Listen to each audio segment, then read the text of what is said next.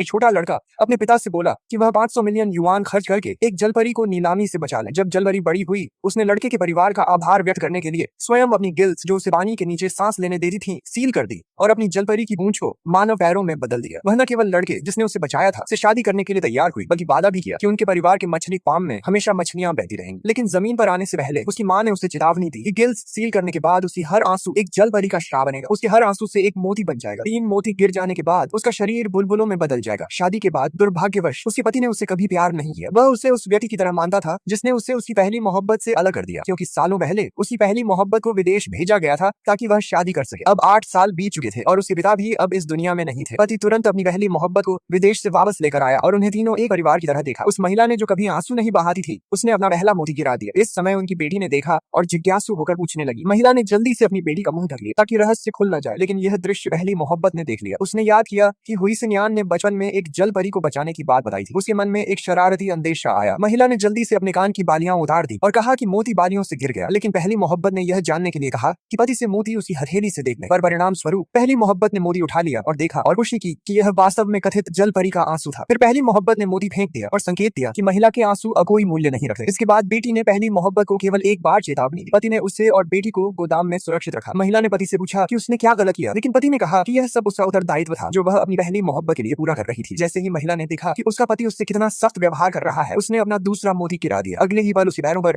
हल्के मछली के किनारे दिखाई देने लगे। इस समय पहली मोहब्बत गर्भ से भीतर आई। वह महिला के पास गई और उसका ध्यान हल्के मछली के किनारों पर लगाया। उसका रहस्य पूरी तरह उजागर हो गया। पहली मोहब्बत ने अंततः अपना गंभीर चेहरा दिखाया। उसने महिला से कहा कि किंवदंती के अनुसार जलपरी का मांस जीवन बढ़ा सकता है और त्वचा को सुंदर रख सकता है। महिला ने कभी नहीं सोचा था कि पहली मोहब्बत इतनी चालाक होगी और कहा कि उसका पति उसे जाने नहीं देगा। लेकिन पहली मोहब्बत ने कहा कि पति केवल उससे प्यार करता है। उसने उससे पहले बचाया केवल इसलिए कि उससे दुहक हुआ था कि वह एक जल परी थी। सालों से पति ने उसे कभी इंसान नहीं माना। वह बिल्कुल उसी तरह था जैसे घर के पालतू जानवर। पहली मोहब्बत ने महिला को पकड़ लिया, लेकिन उसे केवल संभाल कर रखा। महिला ने क्रोध से कहा कि वह कोई जानवर नहीं है, वह समुद्र के देवता की बेटी, समुद्र की राजकुमारी थी। बेटी भी आगे आई और पहली मोहब्बत को रोकने लगी, लेकिन पहली मोहब्बत ने केवल हल्का धक्का दिया और स्थिति नियंत्रित की। फिर पहली मोहब्बत ने कहा कि महिला केवल पति की संपत्ति की लालसा कर रही थी, लेकिन पति की सारी संपत्ति स्पष्ट रूप से महिला की वजह से मिली थी। महिला ने अंततः समझा कि पहली मोहब्बत केवल संपत्ति पाने के लिए ऐसा कर रही थी, और जैसे ही यह देखा, पहली मोहब्बत ने दिखावा करना बंद किया। उसने महिला को सामने बैठाकर अपना पूरा प्लान बताया। वह कभी हुआ शिनयान को प्यार नहीं करती थी। वह विदेश गई थी केवल 100 मिलियन युआन की फीस लेने के लिए, लेकिन हुआ शिनयान सब दोष महिला पर डालकर 8 सालों तक उससे खफा रहा। महिला ने कहा कि अगर पहली मोहब्बत उसे नुकसान पहुंचाएगी तो पति को नुकसान होगा। बेटी ने फिर रोकने की कोशिश की और हल्का संघर्ष हुआ, लेकिन अंततः वह सुरक्षित रही और बेहोश नहीं हुई। महिला ने पहली मोहब्बत से विनती की कि वह उसकी बेटी को नुकसान न पहुंचाए, लेकिन पहली मोहब्बत ने केवल गंभीर मुस्कान दी और कहा कि जल परी की छवि अद्भुत है। महिला ने अपनी पैरों से उसे रोका और बेटी को सुरक्षित रखा।